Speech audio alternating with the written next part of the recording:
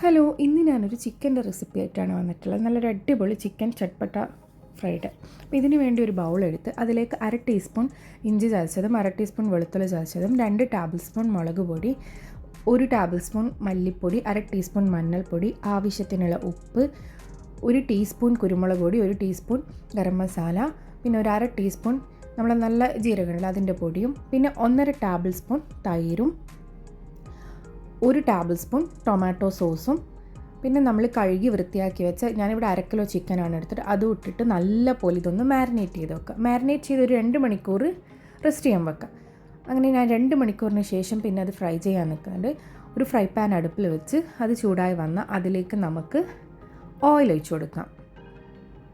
ഓയിലൊന്ന് ചൂടായി വന്നു കഴിഞ്ഞാൽ നമ്മൾ നേരത്തെ മാരിനേറ്റ് ചെയ്ത് വെച്ച ചിക്കൻ ഉണ്ടല്ലോ അത് ഇതിലേക്ക് ഇട്ട് കൊടുക്കാം. ഇത് വളരെ എളുപ്പത്തിൽ തയ്യാറാക്കാൻ പറ്റിയ നല്ല ടേസ്റ്റി ആയിട്ടുള്ള ഒരു ചിക്കൻ ഫ്രൈ ആണ്. ഞങ്ങളിത് ചപ്പാത്തിയുടെ കൂടെയാണ് കഴിക്കാറ്. നമുക്ക് എക്സ്ട്രാ കറിയോ ആവശ്യമൊന്നുമില്ല.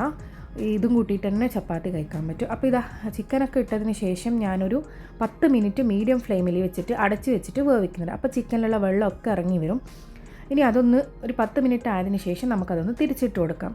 ഇത് തൈരൊക്കെ ചേർത്തത് കൊണ്ട് തന്നെ നല്ല സോഫ്റ്റ് ആയിട്ടാണ് ഉണ്ടാകുക. അപ്പോൾ എല്ലാ ചിക്കനും ഇതുപോലെ തിരിച്ചിട്ട് കൊടുത്തിട്ടുണ്ട്. ഇനി നമുക്ക് ഒന്നുകൂടി അടച്ചിട്ട് ഒരു 10 മിനിറ്റ് മറ്റേ സൈഡ് ആകുന്നത് വരെ വെയിറ്റ് ചെയ്യാം.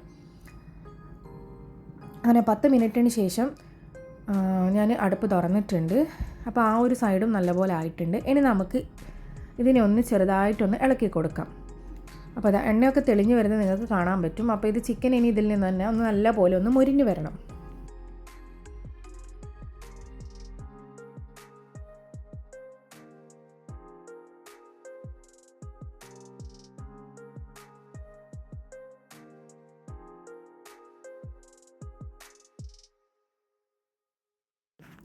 ഇനി ഇതിലേക്ക് നമുക്ക് കുറച്ച് കറിവേപ്പില ചെറുതായി അരിഞ്ഞത് ഇട്ട് കൊടുക്കാം. പിന്നെ കുറച്ച് മല്ലിയിലയും ചെറുതായി അരിഞ്ഞത് ഇട്ട് കൊടുത്തിട്ട് ഒന്ന് നല്ലപോലെ ഒന്ന് മിക്സ് ആക്കി കൊടുക്കുക. അപ്പോൾ നല്ലൊരു ഫ്ലേവർ കിട്ടും കറിവേപ്പിലയുടെയും മല്ലിയിലയുടെ ഒക്കെ കൂടിയിട്ട്. ഇത് നല്ലപോലെ മിക്സ് ആക്കി കൊടുക്കാം.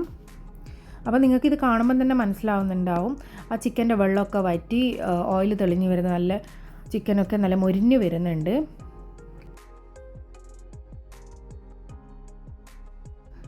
ഇനി ഇതൊന്ന് നമുക്ക് അടച്ച് വെച്ചിട്ട് ഒരു 5-10 മിനിറ്റ് ഒന്ന് വെയിറ്റ് ചെയ്യാം. അങ്ങനെ ഞാൻ പിന്നെ ഫ്ലെയിം ഓഫ് ഒക്കെ ചെയ്തിട്ടുണ്ട്. പിന്നെ ഞാൻ രാത്രി ചപ്പാത്തിയുടെ കൂടെ കഴിക്കുമ്പോഴാണ് എടുത്തത്. അപ്പോൾ നല്ലൊരു അടിപൊളി ടേസ്റ്റി ആയിട്ടുള്ള നല്ലൊരു റെസിപ്പിയാണിത്. ചപ്പാത്തിയുടെ കൂടെയും അരിദോശയുടെ കൂടെയും ഒക്കെ കഴിക്കാൻ പറ്റിയ നല്ലൊരു ഫ്രൈ ആണിത്. എൻ്റെ ഈ ചിക്കൻ ചട്പട്ട റെസിപ്പി എല്ലാവർക്കും ഇഷ്ടമായെന്ന് കരുതുന്നു. ഒരു തവണയെങ്കിലും ഒന്ന് ഇതുപോലെ ട്രൈ ചെയ്ത് നോക്കുക. പുതിയ വീഡിയോസുമായി വീണ്ടും കാണാം. Thank you for watching.